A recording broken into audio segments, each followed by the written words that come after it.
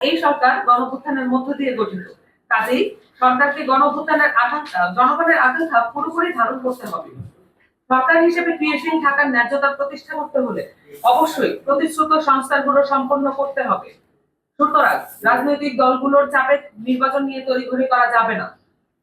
1 বছর বা তার কিছু বেশি সময়ে ক্ষমতায় থেকে কাঙ্ক্ষিত সংস্কার সম্পন্ন না করে নির্বাচন দিয়ে বিদায় নিলে এই সরকার তত্ত্বাবধায়ক সরকারের কাজ 3 মাসের অধিক সময় নিষ্পন্ন করার অভিযোগে অভিযুক্ত হবে, যা সরকারের বৈধতাকে প্রশ্নবিদ্ধ করবে।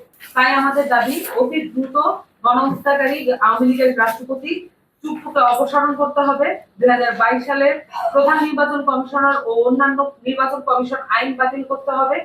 তার অধীনে গঠিত নির্বাচন কমিশন বাতিল করে নির্বাচন ব্যবস্থা সংস্কারের প্রাপ্ত প্রস্তাবের লক্ষ্যে নতুন আইনের অধীনে নতুন নির্বাচন কমিশন গঠন করতে হবে। রাজনৈতিক দলগুলা বিভিন্ন দলের সাথে সংযোগ সৃষ্টির মাধ্যমে তারা 10 জন যে ইসির কমিটি মেম্বার নিয়োগ প্রাপ্তির জন্য আবেদন করেছিল, সেখান থেকে তাদের সে কায়দা কানুনেই আমরা আজকে দেখলাম ইসিতে নিয়োগ তারা শপথ নিয়েছে।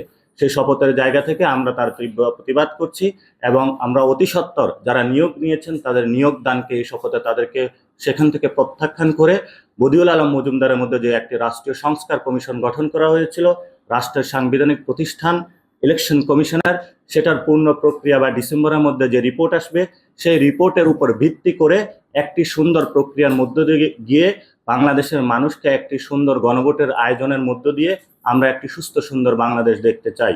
আপনাদের যে শপথ, সেই শপথকে আপনাদেরকে পূরণ করতে হবে। যেসব সংস্কারের কথা বলা হয়েছে, নির্বাচন কমিশনের জন্য নির্বাচন নিয়ে যা কিছু হতে পারে অনেকগুলো প্রশ্ন আছে, সে প্রশ্নগুলো কিভাবে সলভ হতে পারে তার জন্য একটা সংস্কার কমিশন গঠন করা হয়েছে। 31 তারিখের মধ্যে, ডিসেম্বরের 31 তারিখের মধ্যে তার রিপোর্ট আসার কথা।